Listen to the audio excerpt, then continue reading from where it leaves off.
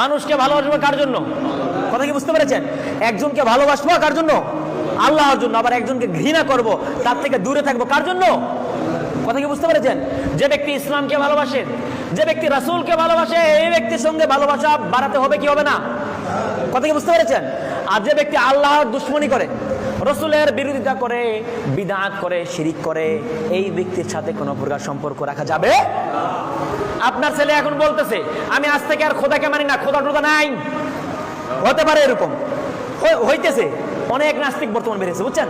এখন হঠাৎ করে আপনার ছেলে ঘোষণা দিয়ে দিছে, ফেসবুকে লিখে দিয়েছে যে রব বলতে কিচ্ছু নাই, খোদা রোদা কিচ্ছু নাই, কোনো ধর্ম নাই, ধর্ম হলো মানবতায় ধর্ম, বলে না যে ভালো ভালো কাজ করো, অশ্লীল কাজ করিও না, এটাই ধর্ম।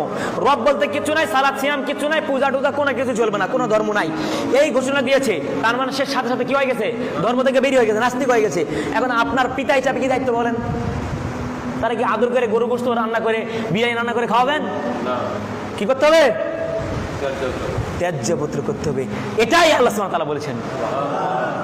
কথা বুঝেননি মনে হয়? হ্যাঁ, তাহলে আপনার সন্তান সালাত পড়ে না, আপনার সন্তান ইন্ডিয়াতে যায়, বোতল খায়, বিড়ি ধূমপান করে, অথচ আপনি সন্তানকে ভাত দিতেছেন, থাকতে দিতেছেন, আদর করতেছেন, আসলে নাই?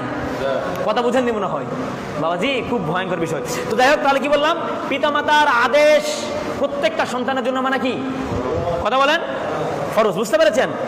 কখনো খারাপ প্রত্যেকটা সন্তানের জন্য, ভালো করে মনে রাখবেন, প্রত্যেকটা সন্তানের জন্য পিতামাতার বৈধ আদেশ মান্য করা ফরজ।